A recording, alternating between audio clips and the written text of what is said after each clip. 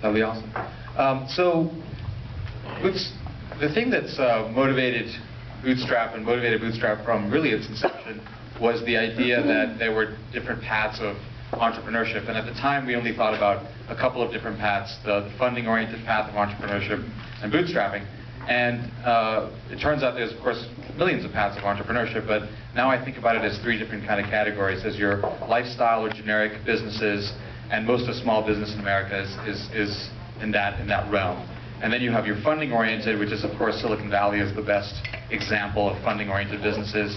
But we have Brett in the audience, actually, which is a great example in Austin of Bazaar Voice, of an awesome funding-driven company. And then you have your bootstrap approach. And so back when Bootstrap started, we were really looking at what does it mean to bootstrap. Now, over the last 5 years, this map has slowly but surely assembled itself and has given us kind of an idea of the stages, the key principles, and the key actions of this bootstrap journey.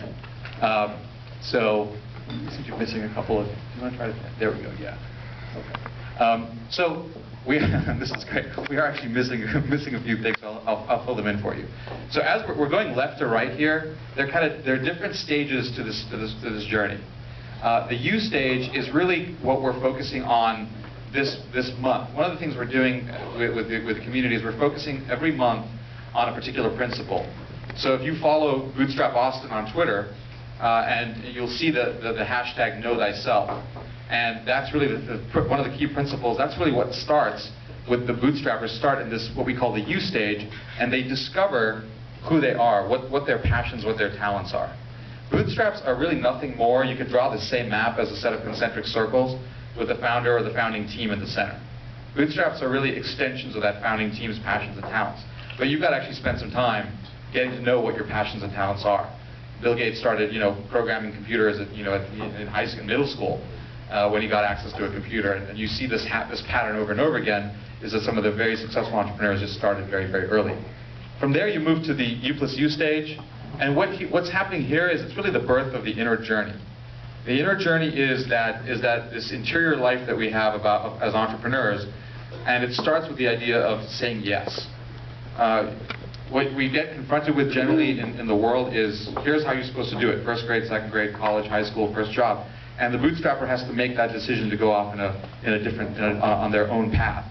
And that inner journey, like all of these things, continue as you go forward. And so this inner journey, even though it starts with this awakening process in the U plus U stage, it keeps going, and you have ongoing challenges that you have to deal with, no matter what stage you're in. In fact, I think I saw Ellen. Is Ellen here? Here. Ellen's right there, yep. So we have an inner journey subgroup at Bootstrap, which really is focused on that inner journey, as well as for bootstrappers who are creating businesses around the inner journey. So that's something that we think is really, really important. Then you get into the ideation stage, where you really start to think about what it is that you want to create. And so in other models, you might go write a business plan, you might go get some money from a lender, but in the bootstrap world, you simply create a demo of what it is you want to create. And so, of course, you can create products, you can create services, and what this subgroup is all about is about creating experiences. So you can actually create experiences. We have another subgroup. I don't know if John's in the audience. John Lefkowski? Here? Yeah. So John leads up the community subgroup, and that really is focused on what it is that you're creating. So that's where this idea of creating a demo of the first version. You don't have to have it complete. It doesn't have to be completely baked. It just has to be a good version that you can present to others.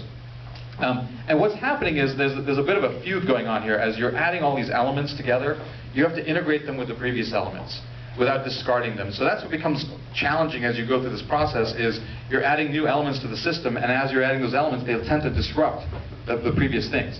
But what this is right here at the ideation stage is the birth of the product. Then you get to the Valley of Death, and we named that because of the nature of the process, the Valley of Death. There's a lot of personal death that goes on in the inner journey aspect of this. The ego that you have gets squashed a little bit, and you start to realize what it really takes to make something happen. And really, from the venture's point of view, it's where the venture can die, because you cut off your source of income as the bootstrap entrepreneur, and now the venture has to support you in your process.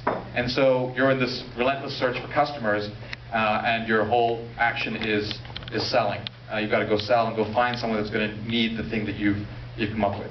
And of course, as you go down this, the product evolves, the inner journey evolves, the entrepreneurs, the founding team, and then your larger team starts to evolve. The other phase that we can't see here is the growth stage, and that's here on the right. And that's sort of people think that's kind of the nirvanic stage of, oh my gosh, we get into growth, we figured out our business model. Of course, there's just new challenges in growth. One of the big differences for you, the way that I think about bootstrapping versus other models, is that in the bootstrap journey, the model emerges at the end. This is when you finally realize what your model is. In the other plans, you have to start with a very strong conviction of what your business model is back at the ideation stage. Whereas in bootstrap, you kind of finally go, oh my gosh, this is our model. And it took us 5 or 10 years to actually figure it out. So today you can describe a bootstrap business, take Southwest Airlines, and you go, wow, Southwest does this, they fly 737s, they go point to point, low cost, so on and so forth. But it took them literally 10 years to figure that out, if not longer. And then of course, this arrow kind of reminds us that there's no perpetual motion machines in the world. And so bootstraps and every other company have to come back and revitalize themselves because the situations change and you've got to go and get back into the VOD and innovate. So it's really a cycle. It just keeps going. So as I mentioned, this month we're focusing on